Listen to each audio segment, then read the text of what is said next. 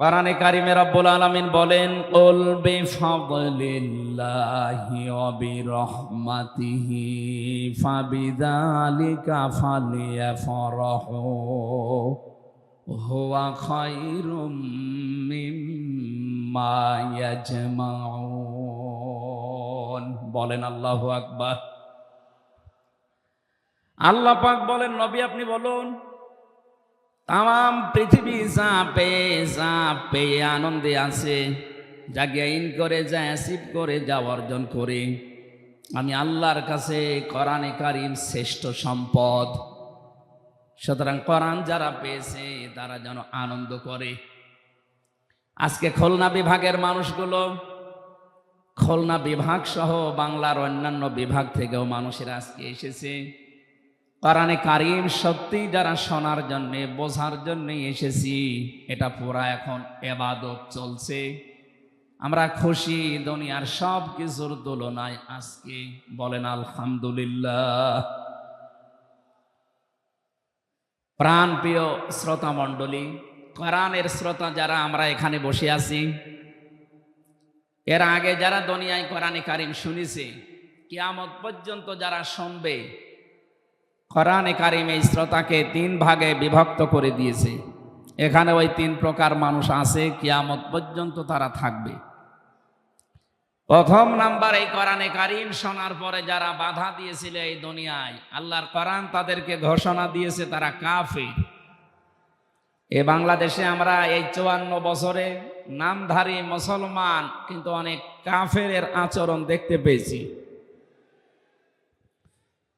সূরা হামিম সাজদার 26 নম্বর আয়াতে আল্লাহ তাদের পরিচয় দিয়েছেন, ওয়াকালাল্লাযীনা কাফারু লা তাসমাউ লিহাযাল কুরআন ওয়ালগাউ ফীহি লাআল্লাকুম তাগলিবুন।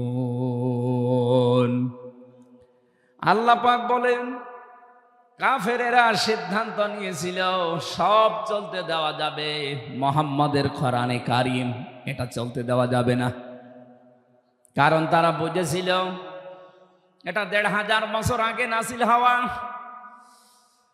ভালোভাবে আবু জেহেল টের পেয়েছিল, বুঝেছিল এ কোরআনে কারিম মুহাম্মদুর রাসূলুল্লাহ যেটা বোঝাতে চায়, এটা যদি সত্যি জনগণ বুঝতে পারে আর মেনে নেয়, আমি যে অবৈধ চেয়ারে বসে আছি এই চেয়ার থাকবে না। যুগে যুগে যারা কোরআন বাধা দিয়েছে তারা এইটাই টের পেয়েছে।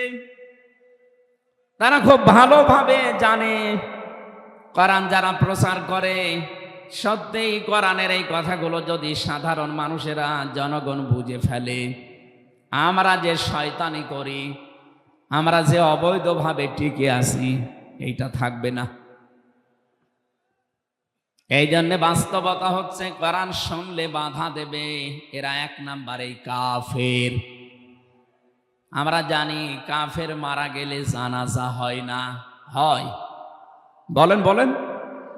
কাফেরের জন্য দোয়া করাও জায়েজ নেই।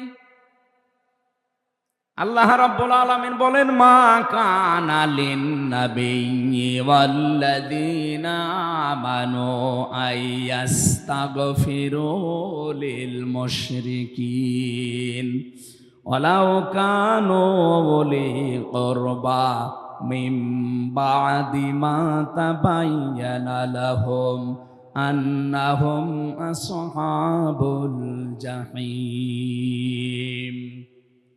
সূরা তাওবা 113 নম্বর আয়াতে আল্লাহ জানিয়েছেন, হযরত ইব্রাহিম আলাইহিস সালাম সম্পর্কে যদি আয়াতটা নাযিল হওয়া, তাম দুনিয়ার মানুষকে উদ্দেশ্য করায় আয়াত দিয়ে, হে নবী, কোন নবীর জন্যে, কোন ইমানদারের জন্যে এটা জায়েজ না, শোভনীয় না, উচিত না যে কোনো মুশরিক মারা গেলে তার জন্য আল্লাহর কাছে সে ক্ষমা চাবে, ইস্তিগফার করবে। ওয়ালাউ কানু লিকুরবা, আল্লাহ পাক বলেন যদিও এটা নিজের নিকট আত্মীয় হয়, মা তাবায়্যানা লাহুম আন্নাহুম আসহাবুল জাহিম, যার প্রতি এটা প্রমাণ হয়ে গেছে যে লোকটা জাহান্নামে যাবে, যার কাজকর্ম, যার ইমান আমল আকীদা দেখে টের পাওয়া যায়, এইরকম মানুষের জন্য কোনো ইমানদার না কোনো নবীর জন্যও দোয়া করা, ইস্তেগফার করা জায়েজ নেই। বলেন নাউজুবিল্লাহ। একজন নবীকে যদি আল্লাহ এই কথা বলতে পারেন, আমি আয়াতের ব্যাখ্যায় পড়েছি মুহাম্মদুর রাসূলুল্লাহ সাল্লাল্লাহু আলাইহি ওয়াসাল্লামের নিজের আপন চাচা আবু তালিব, এই লোকটা যখন মারা যাচ্ছিল, বিশ্ব নবী নিজে তার কাছে গিয়ে বললেন, ইয়া আম্মি আবি তালিব, লা ইলাহা ইল্লাল্লাহ হাজ্জুল লাকা ইনদাল্লাহি ইয়াউমাল কিয়ামাহ। বুখারী শরীফের হাদিস। ডাক দিয়ে বললেন, হে চাচা, জোরে বলা লাগবে না, আওয়াজগুলো শুধু আমার কানের কাছে মুখটা নিয়ে আস্তে করে আপনি বলেন, লা ইলাহা ইল্লাল্লাহ, জোরে লা ইলাহা ইল্লাল্লাহ, লা ইলাহা ইল্লাল্লাহ, লা ইলাহা ইল্লাল্লাহ মুহাম্মাদুর রাসূলুল্লাহ। আপনি শুধু আল্লাহর একাত্মবাদের স্বীকৃতি দেন আমার কানের কাছে, রিসালাতের ঘোষণাটা দেওয়া লাগবে না, শুধু আল্লাহর ঘোষণাটা আমার কানের কাছে শোনান। কিয়ামতের দিন আমি আপনার জন্য আল্লাহর দরবারে ঝগড়া করে জান্নাতে নিয়ে যাব। পাশে যারা দাঁড়িয়েছিল তাদের কারণে লোকটা পড়তে পারে নাই। নবীজির মন খারাপ হয়ে গেল। সঙ্গে সঙ্গে সূরা কাসাসের 56 নাম্বার আয়াত নিয়ে ফেরেশতা জিবরাইল হাজির হয়ে গেছে। ইন্নাকা লা তাহদি মান আহবাবতা ওয়ালাকিন্নাল্লাহা ইয়াহদি মান ইয়াশা ওয়া হুয়া আ'লামু বিল মুহতাদিন।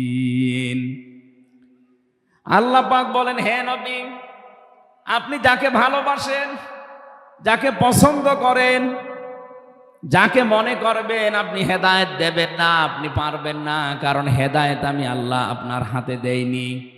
হেদায়েত আমি আল্লাহ নিজের হাতে রেখে দিয়েছি। আমি আল্লাহ যাকে ইচ্ছা তাকে এটা দান করি, আর আমি আপনার চাইতে ভালো জানি যে হেদায়েত পাবে কে। জেলখানার ভেতরে 3টা বছর আল্লামা মামুনুল হক হাফিজাহুল্লাহ, আমরা দুইজন এক জায়গায় ছিলাম।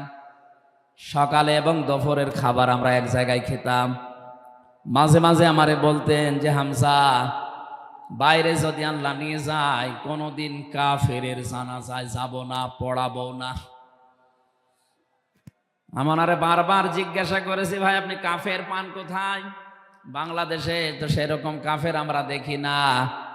উনি আয়াতটা আমাকে শুনিয়ে বলেছিলেন, কাফের তো তারা যারা আল্লাহর কোরআনে বাধা দেয়। সুতরাং এই দেশে যারা কোরআনে বাধা দেবে, সে ডাইরেক্ট হোক ইনডাইরেক্ট হোক, সূরা হামিম সেজদার 26 নম্বর আয়াতের দলিল অনুযায়ী লোকটা কাফের। কাফেরের জানাজা পড়া কিন্তু হারাম। আমার মনে হয় এখন দেশের অবস্থা যা, আমরা যদি এই সিদ্ধান্তে উপনীত হতে পারি যে কাফেরের জানাজা বন্ধ হয়ে যাবে, আগামীতে কোরআনে কারিম বাধা দেওয়ার মতো সাহস অনেকেই করবে না। কোরআনে কারিমের শ্রোতা 1 নম্বরে পেলাম যারা কাফের। 15.5 বছর থেকে শুরু করে 54 বছর আমরা যা দেখলাম, অনেকেই কিন্তু ডাইরেক্ট ইনডাইরেক্ট বাধা দিয়েছেন। এখনো যদি ওইরকম মানুষ থাকেন এই দেশে, আপনি তাওবা করবেন, আপনি সংশোধিত হয়ে যাবেন। আর যেহেতু এখন সংস্কার চলছে, আপনি নিজেকেও সংস্কার করে নেবেন। কোরআনের শ্রোতা হিসাবে আমরা 2 নম্বরে পেয়েছি তাদের নাম। আল্লাহ রাব্বুল আলামিন বলেন, ওয়া ইযা ক্বিলা লাহুম তাআলাউ ইলা মা আনজালাল্লাহু ওয়া ইলার রাসূলি রাআইতাল মুনাফিকিনা ইয়াসুদ্দুনা আনকা সুদুদা। সূরা নিসার 61 নম্বর আয়াতে আছে, হে নবী, মানুষদেরকে আপনি যখন বলবেন আসো আল্লাহর বিধানের দিকে আসো, রাসূলের জীবনের দিকে আসো, আপনি দেখতে পাবেন অনেক মানুষ শুনতেও আসবে কোরআন, আপনার কথাও শুনতে আসবে, কিন্তু যখন দেখবে যে এগুলো কোরআনের সাথে আমাদের জীবনের মিল নেই, রাসূলের এই আদর্শের দিকে ডাকে, এগুলোর সাথে বাস্তবতা আমাদের মেলে না, রাআইতাল মুনাফিকিনা ইয়াসুদ্দুনা আনকা সুদুদা, আপনি দেখতে পাবেন ও মানুষগুলো আস্তে করে আপনার কাছ থেকে পেছন ফিরে কেটে পড়ছে। বলেন নাউজুবিল্লাহ। সুতরাং কোরআন শুনতে এসে যেগুলো যাদের জীবনে মিলবে না, এই মানুষগুলো যদি মন খারাপ করে, রাগ করে, যে কোনো কায়দায় চলে যেতে চান, আপনি মনে করবেন মুনাফিকের জার আপনার ভেতরে আছে। আল্লাহ আমাদের হেফাজত করুন, বলেন আমিন। 3 নাম্বার শ্রোতার বর্ণনা পেয়েছি সূরা আনফালের 2 নাম্বার আয়াতে। আল্লাহ পাক বলেন, ইন্নামাল মুমিনুনা আল্লাযীনা ইযা যুকিরাল্লাহু ওয়াজিলাত কুলুবুহুম ওয়া ইযা তুলিয়াত আলাইহিম আয়াতুহু যাদাতুহুম ঈমানা ওয়া আলা রাব্বিহিম ইয়াতাওয়াক্কালুন। চিৎকার করে বলেন আল্লাহু আকবার। আল্লাহ পাক বলেন, আমার দৃষ্টিতে তো কোরআনের শ্রোতা আসল এবং মুমিন তারা, যাদের সামনে আমার নাম উচ্চারণ হলে তাদের অন্তরাত্মা কেঁপে ওঠে, আমার আয়াতগুলো তাদের সামনে তেলাওয়াত হলে এ মানুষগুলোর ঈমান ভেতরে যা আছে এটা আরো বেড়ে যায়। এখানে যাদাতুহুম ঈমান আর ব্যাখ্যায় আমি দেখেছি, শরীরের পশমগুলো দেখবেন আপনি হঠাৎ খাড়া হয়ে যাবে, বাম স্তনের 2 আঙ্গুল নিচে একটা গোস্তের টুকরা আছে, ওটা কাঁপবে, কাঁপাকাঁপি করবে, একটা অনির্বচন শোক আপনি আলাদা অনুভব করবেন। এই 3টা যদি এখন আমাদের ভেতরে তৈরি হয়, আলা রাব্বিহিম ইয়াতাওয়াক্কালুন, বাড়ি যাওয়ার আগে এই সিদ্ধান্ত নিয়ে যাওয়া যাবে যে আল্লাহ ছাড়া আর কারো উপরে আমরা ভরসা করি না। বলেন সুবহানাল্লাহ। এই 3টা আয়াত দিয়ে আমি বোঝাতে, কাফের কারা, মুনাফিক কারা, আল্লাহর দৃষ্টিতে মুমিন কারা। 3 নাম্বারে এই তরিকায় যদি আমরা এই 3টি গুণ অর্জন করতে পারি, আজকে আল্লাহর কথাগুলো শুনলে আপনার ভেতরে কাঁপ ধরবে।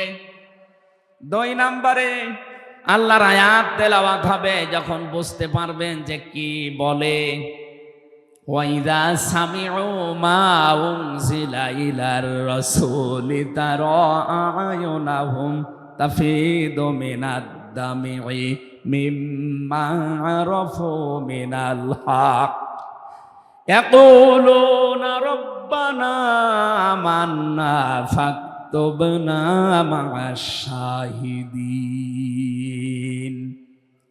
সূরা মায়েদা 7 নাম্বার পারার 1 নাম্বার পৃষ্ঠার 1 নাম্বার লাইনের 83 নাম্বার আয়াতে আছে। তাফসিরে ফি জিলালিল কোরআন থেকে শোনাচ্ছি। রব্বুল আলামিন বলেন, নবী আপনি যখন ওদের সামনে পড়বেন, আমার এই আয়াতগুলো যখন ওরা মন দিয়ে শুনবে, অনুধাবন করতে পারবে, উপলব্ধি করার যোগ্যতা যাদের আছে, আপনি দেখবেন ওদের চোখ দিয়ে মনের অজান্তেই পানি পড়ছে। এজন্য অ্যাক্টিভ হন আরো, কারণ কোরআন শোনার 2টা নিয়ম আল্লাহ দিয়েছেন, ফাসতামিউ লাহু ওয়া আনসিতু। শুধু শোনা না, তাহলে সামিয়া দিতেন। আল্লাহ ফাসতামিউ দিয়েছেন, এজন্য মনোযোগ সহকারে শুনতে হবে। আজকের তেলাওয়াতকৃত আয়াত থেকে আমরা তাফসীর আকারে কথা বলবো ইনশাআল্লাহ। 2 নাম্বারে চুপ থাকা লাগবে। আমি এখনো অনেককে দেখতে পাচ্ছি এদিকে ওদিকে তাকাচ্ছেন, গল্প করছেন। আশা করছি কোরআনে বর্ণিত আল্লাহর এই 2টা নির্দেশ আপনি মেনে নেবেন। 1 নাম্বারে চুপ থাকবেন, 2 নাম্বারে মনোযোগ সহকারে শুনবেন। লাআল্লাকুম তুরহামুন, আশা করা যায় আল্লাহর রহমত এখানে নাজিল হবে। আল্লাহ আমাদেরকে আয়াতটা মেনে চলার তৌফিক দেন, বলেন আমিন। এজন্য কোরআনের আলোচনা শুনলে সবার চোখে পানি আসবে না। যারা এটা উপলব্ধি করতে পারবে, অনুধাবন করতে পারবে, আপনি দেখবেন তাদের মনের অজান্তেই কখন যেন চোখ দিয়ে পানি গড়িয়ে পড়ছে, তারা নিজেরাও টের পাবে না। আল্লাহ যেন এই 3 নাম্বার এই প্রকার শ্রোতা হিসাবে আমাদের কবুল করেন, বলেন আমিন। দরুদ আর সালাম পাঠ করছি আমাদের নবী মুহাম্মদুর রাসূলুল্লাহ সাল্লাল্লাহু আলাইহি ওয়াসাল্লামের প্রতি, যার প্রতি কোরআনে কারীম আল্লাহ নাযিল করেছেন। সেই কোরআনকে যদি আপনি জিজ্ঞাসা করেন, হে কোরআন, যার উপরে নাযিল হলে তার সম্পর্কে তোমার ভেতরে কোনো কিছু আছে, কোনো পরিচয়? আল্লাহ রাব্বুল আলামিনের কোরআন আমাদেরকে শোনাচ্ছেন, ওয়াইদ ক্বালা রাব্বু ওয়াইদ ক্বালা ঈসা ইবনু মারইয়ামা ইন্নী রাসূলুল্লাহি ইলাইকুম মুসাদ্দিকাল লিমা বাইনা ইয়াদাইয়া মিনাত তাওরাত। আয়াতের শেষের দিকে আল্লাহ ইসমহু আহমাদ এই শব্দ দিয়ে জানিয়েছেন, হযরত ঈসা আলাইহিস সালাম তিনি জানিয়ে গিয়েছেন এই পৃথিবীতে আমার পরে একজন নবী আসবে যার নাম হবে আহমাদ। আমাদের নবীর পরিচয়টা আল্লাহ কোরআনে কারীম যিনি নাযিল করলেন তার উপরে, তার ভেতরেই তার নামটা আল্লাহ সংরক্ষণ করে দিয়েছেন। প্রশ্ন আসতে পারে, এক একজনের তো বহু নাম আমরা দেখি, হে কোরআন তোমার ভেতরে কি মুহাম্মদুর রাসূলুল্লাহ সাল্লাল্লাহু আলাইহি ওয়াসাল্লাম এই নাম তোমার ভেতরে আল্লাহ কি তার সম্পর্কে দিয়েছেন নাকি? আমরা যে তেলাওয়াত করেছি সূরা ফাতিহা, এই সূরা থেকে যেহেতু আজকে আলোচনা করব, এই সূরার প্রথম আয়াতে আমার আল্লাহ আমার নবীর নামকে উল্লেখ করে জানিয়েছেন। এটা 29 নাম্বার আয়াত, মুহাম্মাদুর রাসূলুল্লাহ। সূরা ফাতিহার 29 নাম্বার আয়াতটা আমরা পড়েছি 4 ভাগের 1 ভাগ। এই আয়াত থেকে আমরা আজকের আলোচনার বিষয় সাজিয়েছি। আমার আজকের বিষয়বস্তু, আমরা মুহাম্মাদুর রাসূলুল্লাহর উম্মত হতে চাই। সত্যি যদি আল্লাহর দৃষ্টিতে বিশ্বনবী মুহাম্মদুর রাসূলুল্লাহর উম্মত আমরা হতে চাই, মাস্ট বি তেলাওয়াতকৃত আয়াতের এই বর্ণিত গুণগুলো আমাদের এখন থেকেই অর্জন আরম্ভ করা লাগবে। আমি সহ যারা এসেছি অবশ্যই আল্লাহ এই গুণগুলো এখন থেকে যেন পালন করার তৌফিক আমাদেরকে দান করেন, আমিন। সূরার নাম সূরা ফাতিহা, ফাতাহ মানে বিজয়। এ সূরার প্রথম আয়াতের ভেতরে এই শব্দটা আছে, এখান থেকে নামকরণ করা হয়েছে। আল্লাহ রাব্বুল আলামিন বলেন, ইন্না ফাতাহনা লাকা ফাতহাম মুবিনা। অবশ্যই হে নবী আমি আপনাকে একটা সুস্পষ্ট বিজয়ের সুসংবাদ দিচ্ছি। এই বিজয়ের ঘটনা তো ঐতিহাসিকভাবে ইবনে কাসিরের ভেতর থেকে আমি শিক্ষার জন্য এবার বলছি। এদিকে খুব অ্যাক্টিভ হয়ে থাকবেন। এই সূরা ফাতিহার 18 নাম্বার আয়াত। আমার যতটুকু পড়াশোনা আছে, আমার যতটুকু লেখাপড়ার স্টাডি আছে, এই আয়াতটা এখন বাংলাদেশে সবচাইতে বেশি প্রয়োজন। সূরা ফাতিহা 18 নাম্বার আয়াত। যে যেখানে আছেন, দাঁড়িয়ে আছেন, বসে আছেন, শুয়ে আছেন, কান এবার খাড়া করে দেন। হুদায়বিয়ার সন্ধির যে ঘটনা আমরা শুনেছি এতদিন পর্যন্ত, শুধু শুনেছি অনেকে, কিন্তু এখান থেকে শিক্ষাটা আজ অনেকে নেয়নি। বাংলাদেশের এখন যে অবস্থা, এই শিক্ষা নেওয়ার সময় এখনই। নবীজি 1400 মানুষ নিয়ে এসেছিলেন সাহাবায়ে কেরাম নিয়ে হজ করার জন্যে। হুদায়বিয়া নামক যে জায়গাটা এখন কূপ আছে, এখানে এই জায়গায় নবীজি আশ্রয় নিলে আস্তানা গাড়লেন, তাবু গাড়লেন। কাফেরদের পক্ষ থেকে এখানে প্রতিবন্ধকতা সৃষ্টি করা হয়েছে যে না, আপনাদেরকে আমরা আর যেতে দেব না। বিশ্বনবী তাদেরকে প্রস্তাব দিলেন যে আমরা কিচ্ছু নিয়ে আসিনি সাথে করে, শুধু হজ করেই চলে যাব। কাফেরদের পক্ষ থেকে আওয়াজ এলো না আপনাকে আমরা যেতে দেব না, তবে আমাদের একটা প্রস্তাব আছে, আপনি যদি আগামী বছরে আসেন হজ করে যেতে পারবেন, কিন্তু এবছরে আপনাদেরকে আমরা আল্লাহর ঘর কাবায় যেতে দেব না। কি নিষ্ঠুর আচরণ তাকান। আল্লাহ পাকের নবী আল্লাহর ঘর তাওয়াফ করবে, বাধা দিচ্ছে যারা আল্লাহকে বিশ্বাস করে না তারা।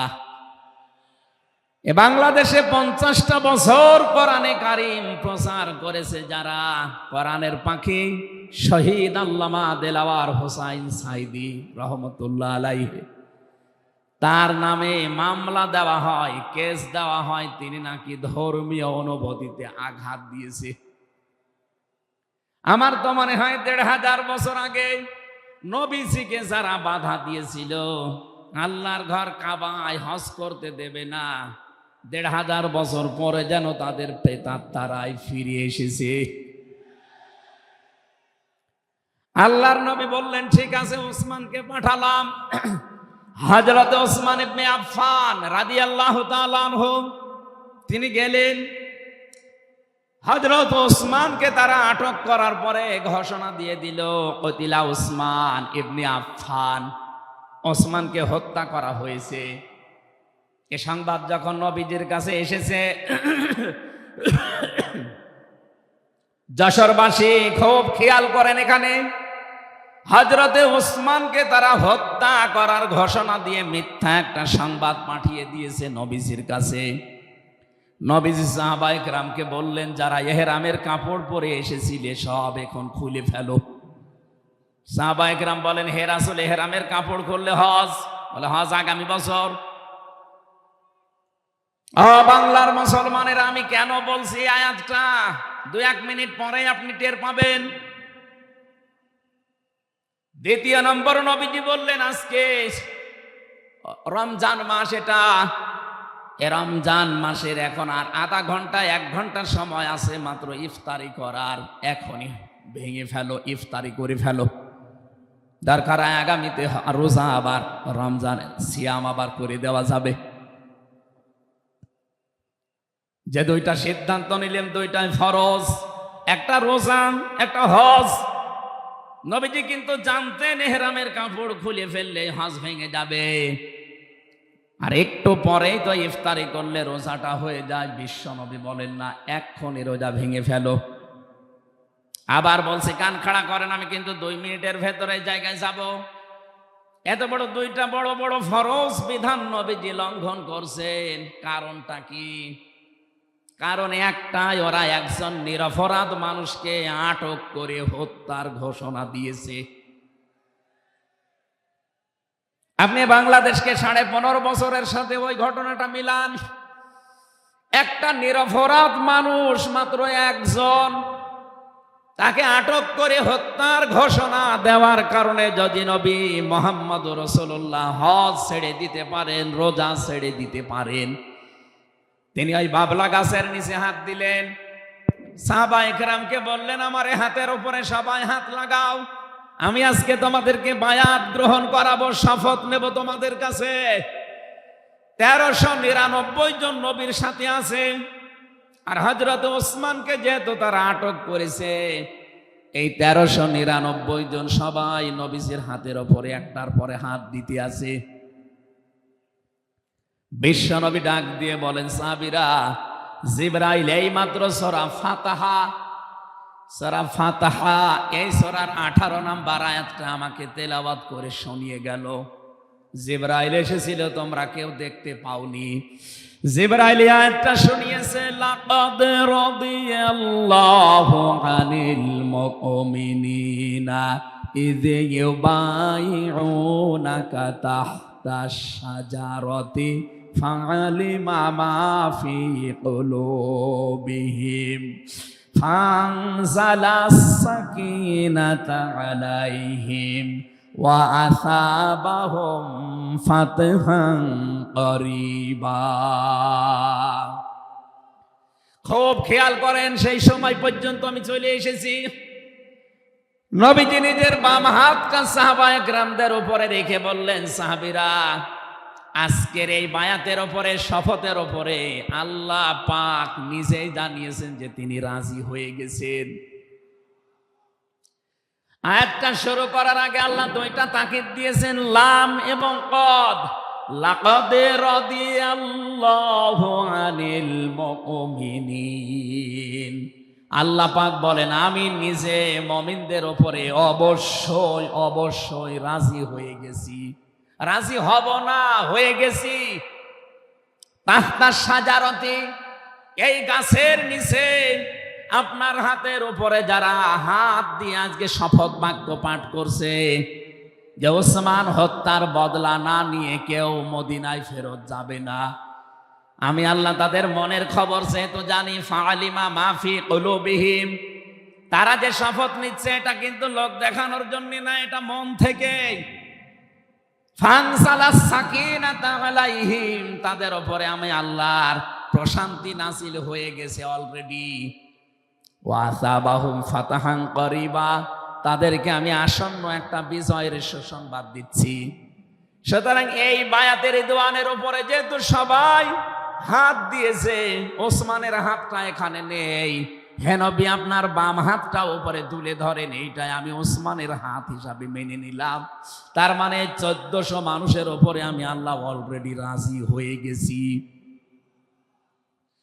আমার মুসলমান ভাইরা, এবার আমি খেয়াল করার জন্য আর একবার বলছি, এইটা বলার জন্য আমি এতক্ষণ ঘুরছিলাম। একটা নিরপরাধ মানুষকে ওরা মিথ্যা তথ্য ছড়িয়েছে যে আটক করা হয়েছে, মেরে ফেলা হয়েছে, হত্যা করা হয়েছে। নবীজি একজন মানুষের জীবনের বদলা নেওয়ার জন্য 1400 মানুষকে তিনি বায়াত করাচ্ছেন, শপথ বাক্য পাঠ করাচ্ছেন। একটু খেয়াল করেন তো, একজন মানুষের জীবনের জন্য জীবন দিতে প্রস্তুত 1399 জন, আর নবী সহ। এমন বাক্য তিনি পাঠ করিয়েছেন, এমন শপথ নিয়েছেন যে আল্লাহ অলরেডি রাজি হয়ে আয়াত নাজিল করছেন। নবীজি বললেন ওরা ওসমানকে হত্যা করেছে, ওসমান একজন নিরপরাধ মানুষ। একটা নিরপরাধ মানুষকে বিনা কারণে আটক করে হত্যা করেছে, ওদের কোনো ক্ষমা নেই। আমরা আজকে এই 1400 মানুষ শপথ নিলাম ওদেরকে হত্যার প্রতিশোধ না নিয়ে আমরা কোনোদিন আর মক্কা মদিনায় ফেরত যাব না।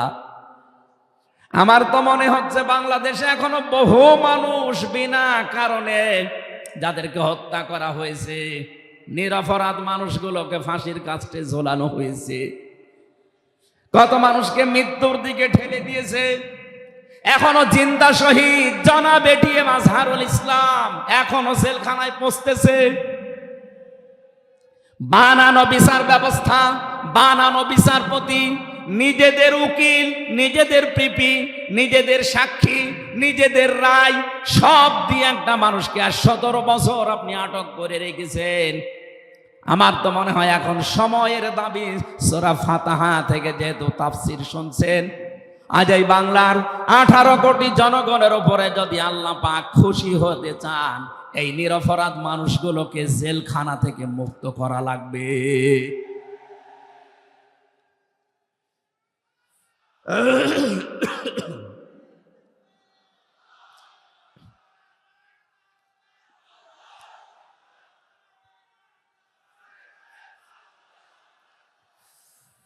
যশোরবাসী আল্লাহ রাব্বুল আলামিন এখানে কয়েকটা বিষয় আমাদেরকে উপহার দিতে চেয়েছেন সুসংবাদের মাধ্যমে। 1 নম্বরে আল্লাহ বলেন আমি রাজি হয়ে যাব। 2 নম্বরে ওদের মনের মূল কথাগুলো যেহেতু আমি জানি, সুতরাং যারা নারায়ে তাকবীর আল্লাহু আকবারে স্লোগান দিয়ে এই মাজলুম মানুষটার পক্ষে অবস্থান নিলেন, আমার তো মনে হচ্ছে ফানজালাস সাকিনাতা আলাইহিম, আল্লাহ পাক তার রহমত এখন এদেশের উপরে নাজিল করবে। 2 নম্বরে ওয়াসাবাহুম ফাতাহান করিবা, একেবারে সুপ্রসন্ন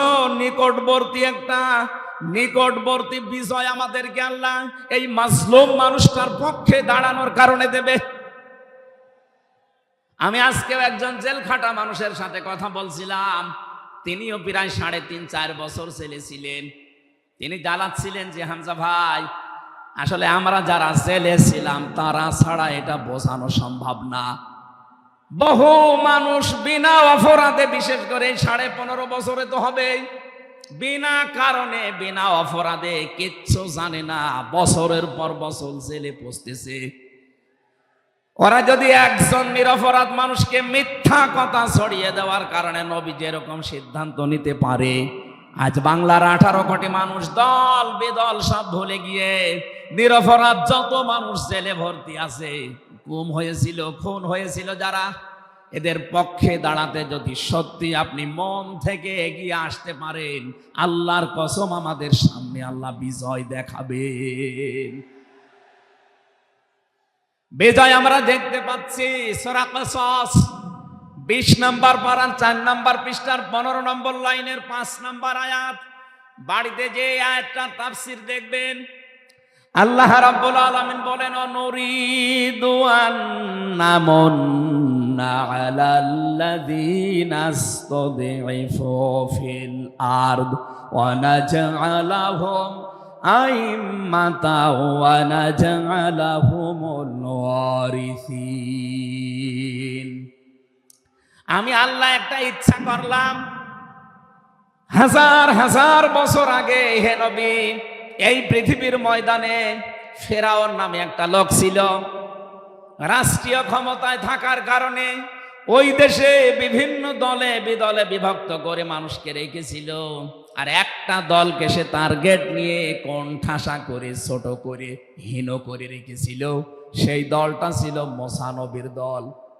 আমি আল্লাহ একটা ইচ্ছা করলাম, জমিনের উপরে যাদেরকে দুর্বল করে রেখেছে ফেরাউন, এই দুর্বল দলের উপরে আমি আল্লাহ মনন করব। মনন মানে অনুগ্রহ করা, দয়া করা। আমি আল্লাহ দয়া করব তাদের উপরে, মনন করব। এই কারণ আমি তাদেরকে জমিনের শাসন ক্ষমতায় বসাতে চাই, জমিনের উত্তরাধিকারী তাদেরকে বানিয়ে দিতে চাই। অনুমাক্কিনা লাহুম ফিল আরদ, জমিনের উপরে তাদেরকে আমি ক্ষমতায় বসাবো, এটা আমি আল্লাহর ইচ্ছা। বলেন তো, আল্লাহ যদি কোনো ইচ্ছা করে ওটা রদ করার কেউ আছে? আরো জোরে বলেন, আছে। সুতরাং এই আয়াত দিয়ে আমি যেহেতু 100 ভাগ আয়াতটা বিশ্বাস করি, হাজার হাজার বছর আগে ফেরাউনের এই জীবনের সাথে, কাহিনীর সাথে, তাফসিরের সাথে আমি বাংলাদেশে আয়াতটা মিলিয়েছি। দেখতে পেয়েছি 2024 সালের 5 আগস্টের পরে একটা দলের সাথে আয়াতটা মিলে যাচ্ছে। আপনি যাই মনে করেন এইটাই বাস্তব। 54 বছরে ভুয়া ধোয়া তুলে, ভুয়া চেতনার নাম দিয়ে যাদেরকে কোণঠাসা করে রেখেছিলেন জনগণের কাছ থেকে, আল্লাহ যেন হঠাৎ করে মানুষের মনের ভেতরে তাদের প্রতি পরিবর্তন এনে দিয়েছেন। আল্লাহ পাক যেন এই মানুষগুলোকে একটা মনন করেছেন, একটা দয়া দেখিয়েছেন। অনাজালাহুম আইম্মাতান, জমিনের ইমাম তাদেরকে যেন আল্লাহ দিনের পর দিন বানিয়ে দিচ্ছে। তাদের আচার ব্যবহার, তাদের চরিত্র, তাদের ব্যবহার, তাদের মাধুর্যতা, তাদের যে ইখলাস, এগুলো দেখছে আমার আল্লাহ দিনের পরে দিন। জমিনের ইমাম তাদেরকে আল্লাহ বানাচ্ছেন। অনাজালাহুমুল ওয়ারিসিন, আয়াতের শেষের কথা, আল্লাহ তাদেরকে জমিনের ওয়ারিস বানিয়ে দেবেন। যেহেতু আল্লাহর সিদ্ধান্ত রদ করা যায় না, ফাআলুল লিমা ইউরিদ, তিনি যা ইচ্ছা তাই করেন। ইন্নামা আমরুহু ইযা আরাদা শাইআন আইয়াকুলা লাহু কুন ফায়াকুন। আল্লাহ পাক বলেন, আমি যদি কোনো ইচ্ছা করি শুধু বলি কোন, সঙ্গে সঙ্গে ফায়াকুন হয়ে যায়। কোরআনের উপর আমার 100 ভাগ বিশ্বাস নিয়ে কথা বলছি আমি। এই আয়াতগুলো মাস্ট বি আমার আল্লাহ বাংলাদেশে দেখাবে। বলেন আমিন, আরো জোরে বলেন আমিন। 6 নম্বর আয়াত হচ্ছে অনুমাক্কিনা লাহুম ফিল আরদ, আমি আল্লাহ তাদেরকে জমিনের চেয়ারে ক্ষমতায় বসিয়ে দেব। কেন জানো? অনুরিয়া ফিরআউনা ওয়া হামানা ওয়া জুনুদাহুমা মিনহুম মা কানু ইয়াহযারুন। আমি আল্লাহ দেখাতে চাই ফেরাউনকে, হামানকে আর তার সৈন্যবাহিনীকে, তারা তাদেরকে সবচাইতে বেশি ভয় করত জমিনে যাদেরকে, সেই মুসা নবীর দলকে আমি আল্লাহ জমিনের শাসন ক্ষমতায় বসিয়ে তাদেরকে দেখাবো। এই 54 বছর জালেম এবং মুনাফিকরা সবচাইতে বেশি ভয় বাংলাদেশে যাদেরকে করেছে, তাদের প্রতি মানুষের মন মানসিকতা আল্লাহ ঝুঁকিয়ে দিয়েছেন। এই জন্য কোরআনের আয়াতের উপরে বিশ্বাস করে বলছি, এই বাংলাদেশে যারা নিরপরাধ মানুষ আছে তাদেরকে যদি 5 তারিখের পরে বিভিন্ন আন্দোলনের কারণে, মানবিকতার কারণে ছেড়ে দেওয়া হয়, বিশেষ করে ম্যাডাম খালেদা জিয়াকে আপনি ছেড়ে দিয়েছেন। এরপরে আমরা দেখতে পেলাম আব্দুল সালাম পিন্টু ভাইকে ছেড়ে দিয়েছেন। এরপরে গিয়াসউদ্দিন মামুন ভাইকে ছেড়ে দিয়েছেন। মিয়ানুরউদ্দিন অপু ভাইকে ছেড়ে দিয়েছেন। আমরা চাই জনাব এটিএম আজহারুল ইসলামকেও মুক্তি দেওয়া হোক। এ দাবির পক্ষে আছেন কারা দেখি? লিল্লাহি তাকবীর।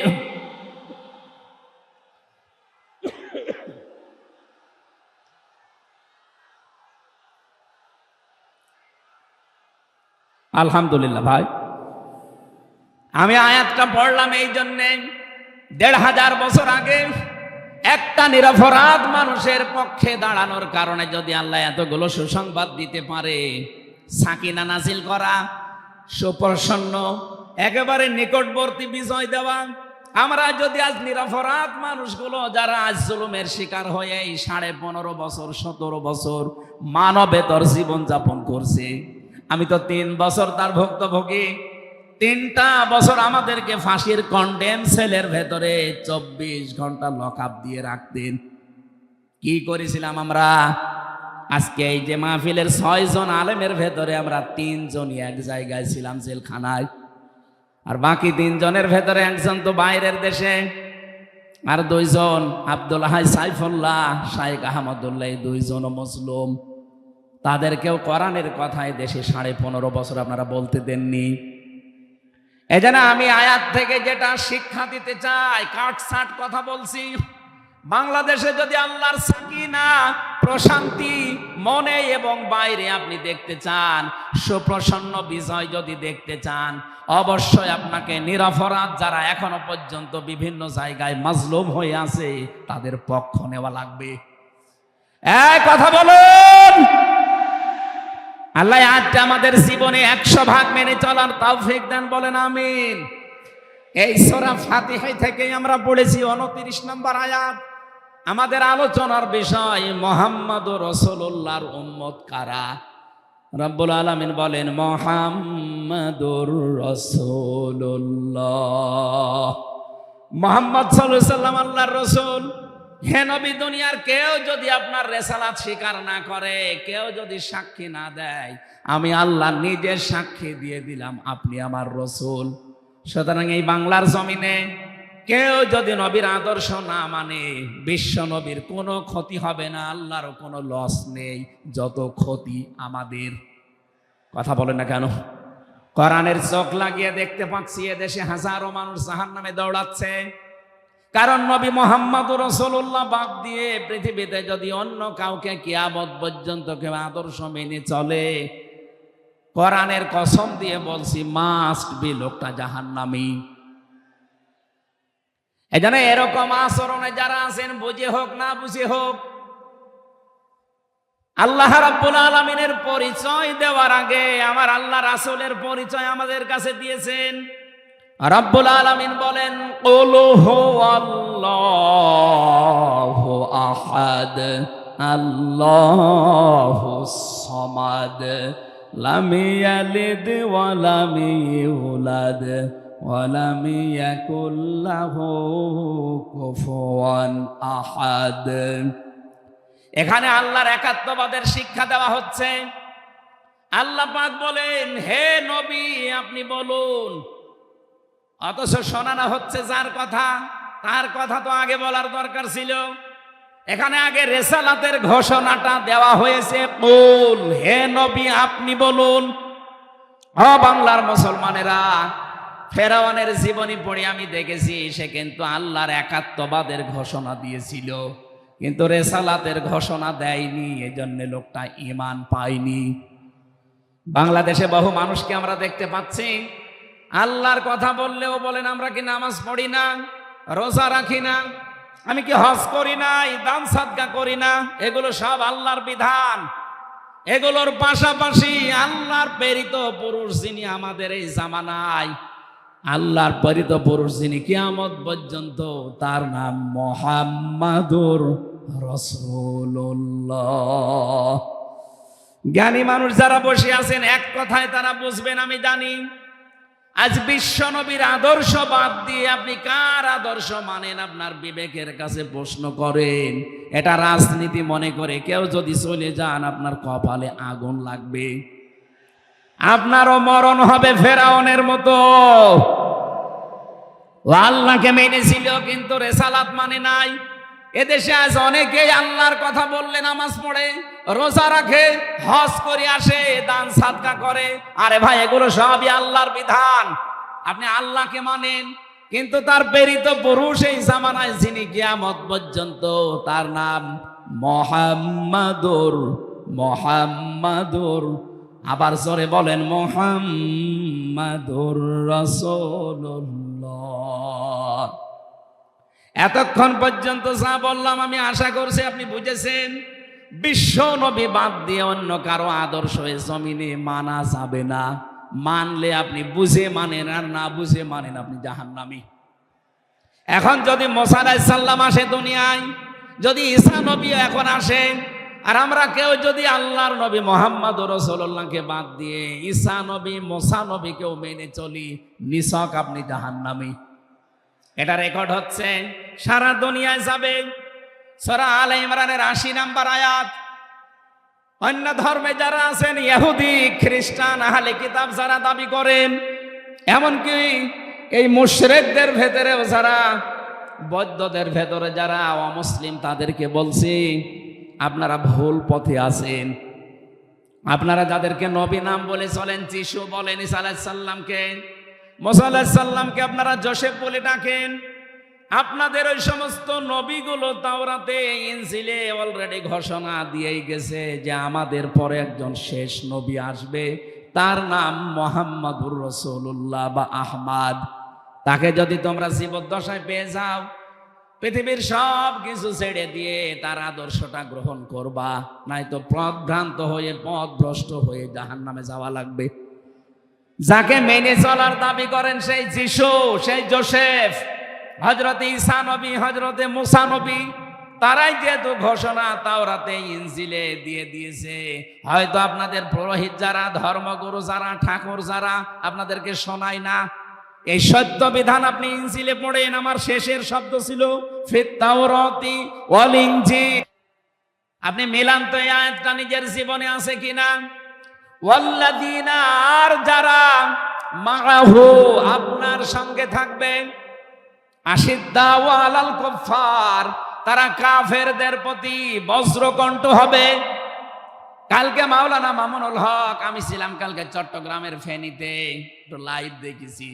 উনি কিন্তু শেষের দিকে এটা জানিয়েছেন, ওঠো, বজ্রমুঠি করো, ঘোষণা দাও।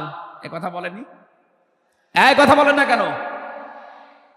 ওনার এইটাই সামারাইজ, আশিদ্দাউ আলাল কুফার, কাফেরদের প্রতি কঠোর হওয়া লাগবে। সেই সময় এখন অলরেডি চলছে।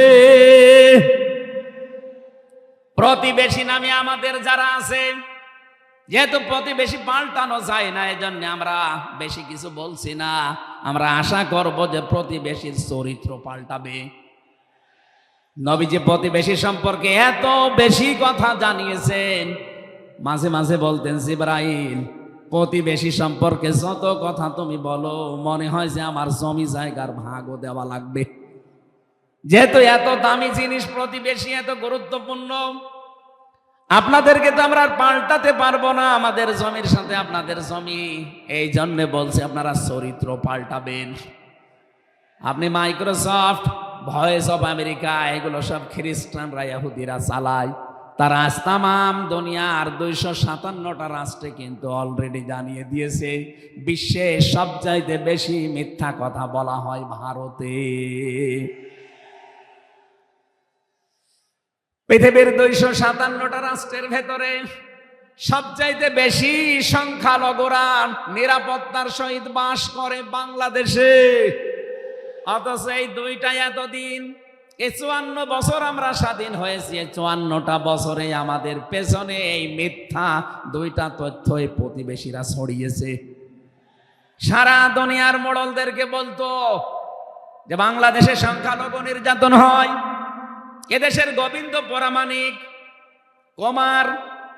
কুমার কি সেন যেন কয়েকজন মিলে তারা বিবৃতি অলরেডি মাঝে মাঝাই দিচ্ছে যে আগস্টের 5 তারিখের পর থেকে বাংলাদেশে আমরা সবচাইতে বেশি নিরাপত্তায় আছি সংখ্যালঘুরা। এখনো তো কোরআনে কারিম এই দেশে কায়েম হয়নি। আমি কোরআনের এই অনুষ্ঠান থেকে আপনাদেরকে গ্যারান্টি দিতে পারি, আল্লাহর কসম, কোরআনে কারিম যদি এদেশের রাষ্ট্রীয় ক্ষমতায় চলে আসে, বাংলাদেশের সবচাইতে বেশি নিরাপদে থাকবে সংখ্যালঘুরা। একজন মুসলমানের মাথায় যদি কেউ আঘাত করে একটা গুনাহ হবে, একটা অমুসলিমের গায়ে যদি কেউ আঘাত করে ডবল গুনাহ হবে। বাংলার মুসলমানেরা অনেকে মনে করেন যে এটা মনে হয় নতুন হাদিস। না, আপনি একজন মুসলমানকে আপনি মারলেন, আপনার নিজের ভাই, সে আল মুসলিম ও আখুল মুসলিম, কিন্তু অমুসলিম আপনার ভাই, এ কথা কোরআনেও নেই, হাদিসেও নেই। এই কথা বলেন না কেন? 3টা বিষয় যদি কারো ভেতরে পান, সে যেই হোক। 1 নম্বরে কেউ যদি আমার কেবলাকে কেবলা মনে করে, ফাহুয়া আখি, সে আমার ভাই। 2 নম্বরে আমার জবাই করা জিনিস যদি সে খেতে চায়, ফাহুয়া আখি, সে আমার ভাই। 3 নম্বরে সে যদি আমার মতো নামাজ পড়ে, সে আমার ভাই।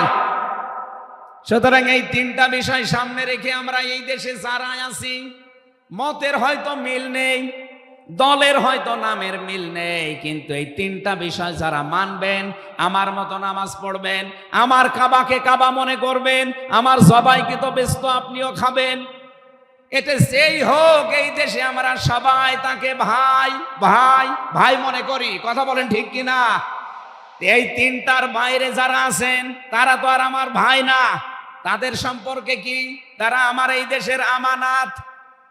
1 নম্বরে এই সংখ্যালঘু যারা আছে, হিন্দু হোক, খ্রিস্টান হোক, বৌদ্ধ হোক, মুশরিক হোক, যাই হোক, যারা আছে তাদের উপর যদি আপনি অত্যাচার করেন, তাদের মন্দির ভাঙেন, তাদের দেবতাকে গালি দেন, তাদের মাথায় বাড়ি দেন, চাঁদাবাজি করেন, 1 নম্বরে জুলুমের গুনাহ হবে, 2 নম্বরে আমানতের খিয়ানতের গুনাহ হবে। দিন আজ পর্যন্ত আপনি পিটিয়েও কোন হিন্দু ভাইকে গরু জবাই করেন যখন কোরবানি দেওয়ার জন্য, তাকে পাবেন। তারা জানে যেটা আমাদের ধর্মীয় অনুষ্ঠান না, এই জন্য তারা আসে না, ঠিক করে তারা আসে না। আপনি কোন কারণে সেখানে যাবেন?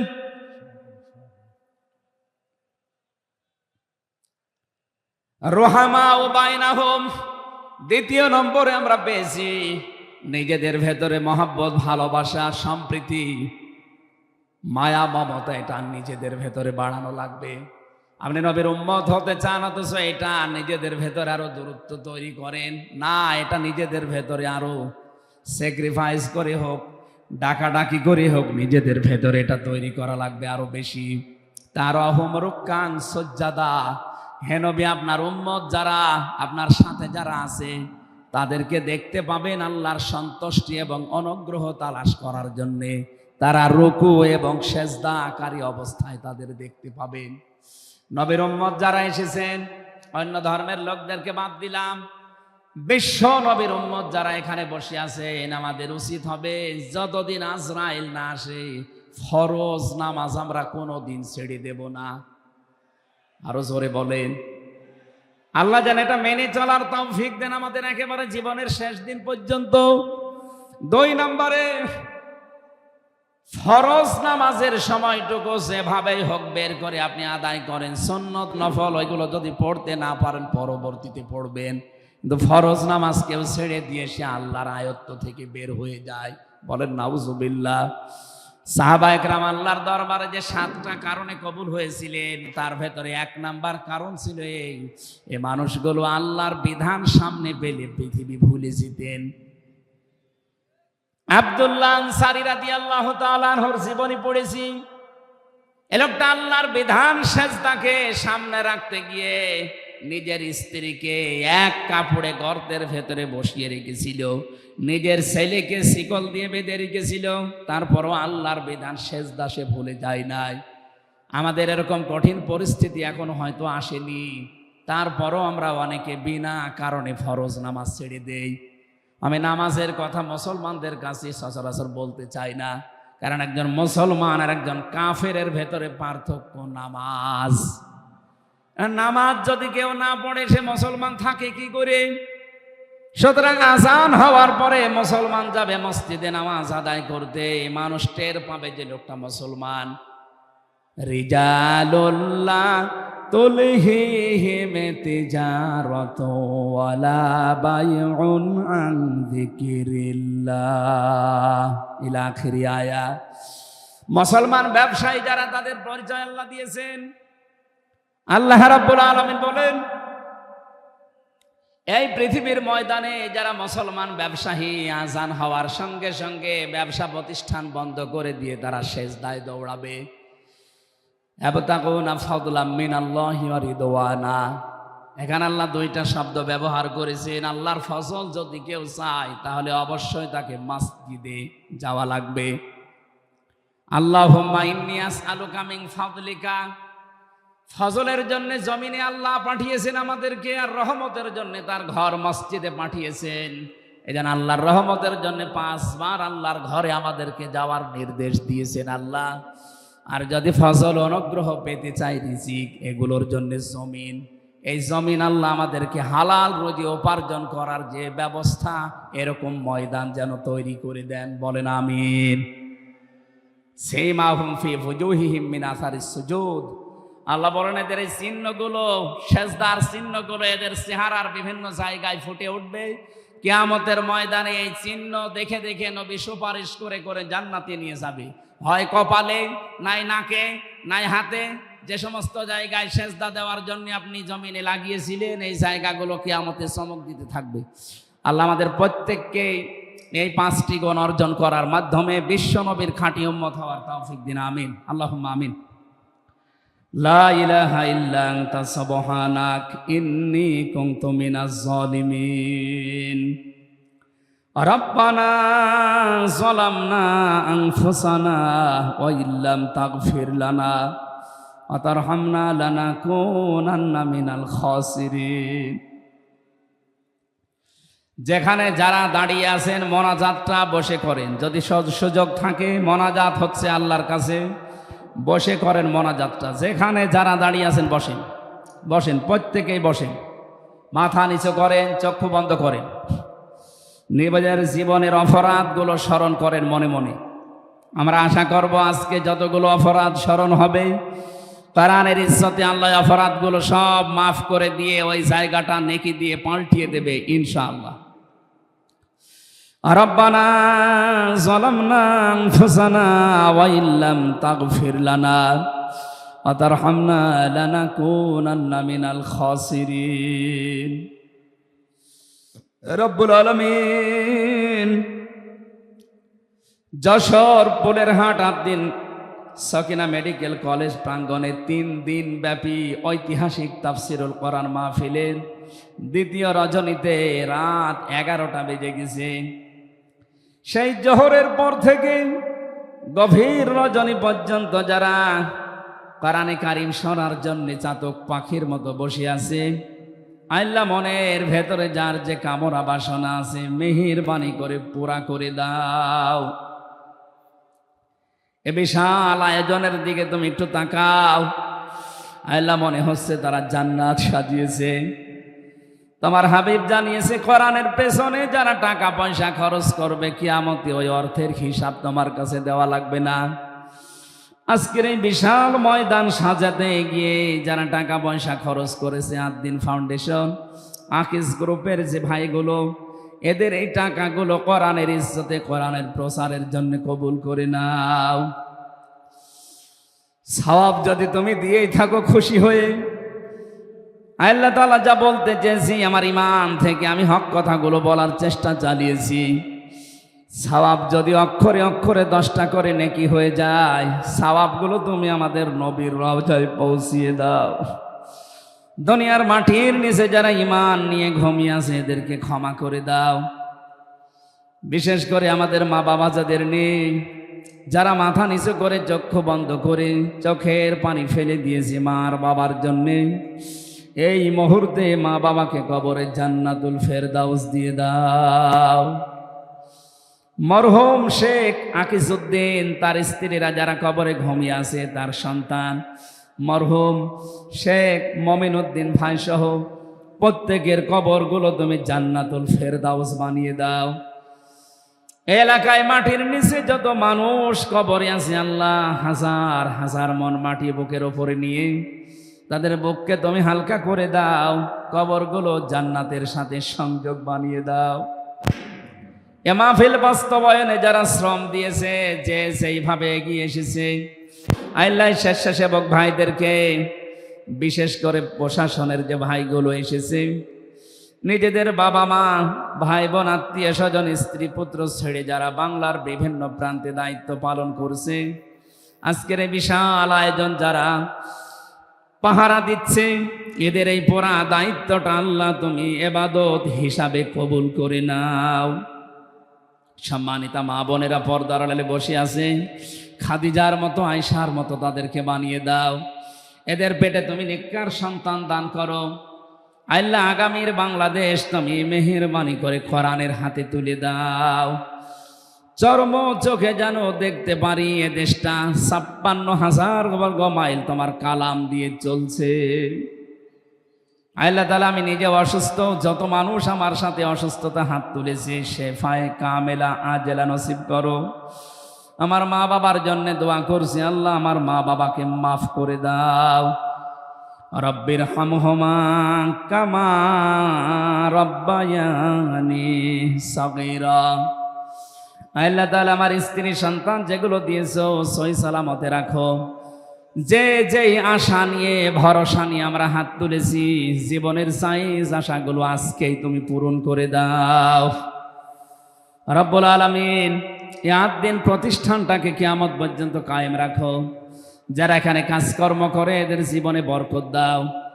আগামীতে এই অনুষ্ঠানটা কোরআনের জন্য আরো বিশাল আকারে কবুল করে নাও। বড় ভাই কবির বিন সামাদ, আমিরুল মুমিনিন মানিক সহ যত পরিচালক এখানে কাজ করছে উপস্থাপনায়, প্রত্যেকের জীবন কবুল করো আল্লাহ তাআলা। আগামীতে যিনি আসবেন ডক্টর মিজানুর রহমান আজহারি ভাই, শাইখ আহমদুল্লাহ সহ কোরআনের সঠিক কথাগুলো তাদের জবান থেকে বের করে দিও। তোমার বান্দা বান্দীদের আশা যাওয়া কালকে আরো আসান করে দিও আল্লাহ। বারাকাল্লাহু লানা ওয়া লাকুম ফিল কোরআনিল আযীম।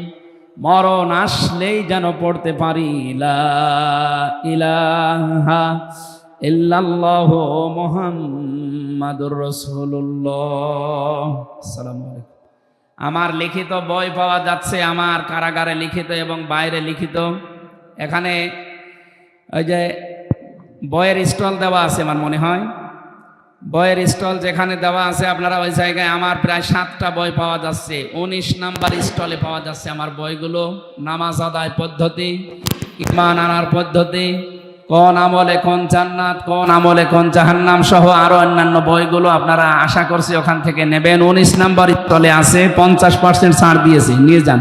আসসালামু আলাইকুম। আলহামদুলিল্লাহ, আলহামদুলিল্লাহ, আলহামদুলিল্লাহ। আজকে আমাদের দ্বিতীয় দিনের সমাপনী অধিবেশন এই মুহূর্তে মুফতি মাওলানা আমির হামজা ভাইয়ের আলোচনার মধ্য দিয়ে শেষ হলো। আপনাদের আগামী দিনের দিক নির্দেশনা হলো, আগামীকাল আমাদের সমাপনী দিবস এবং সমাপনী দিবসের প্রথম অধিবেশন শুরু হবে যত সময়ে জুমার নামাজ পরবর্তী সময়ে নাশিদ প্রতিদিন। আর নাশিদ প্রতিদিন এই অনুষ্ঠানে বাংলাদেশের খ্যাতিমান শিল্পী এবং শিল্পী গোষ্ঠী উপস্থিত থাকবে। কালকে আসবেন ওবায়দুল্লাহ তারেক ভাই, আসবেন মশিউর রহমান ভাই, আসবেন আনাস ভাই এবং হ্যাভেন টিউন সহ আরো অন্যান্য শিল্পী বৃন্দ উপস্থিত থাকবে। সম্মানিত ভাইয়েরা,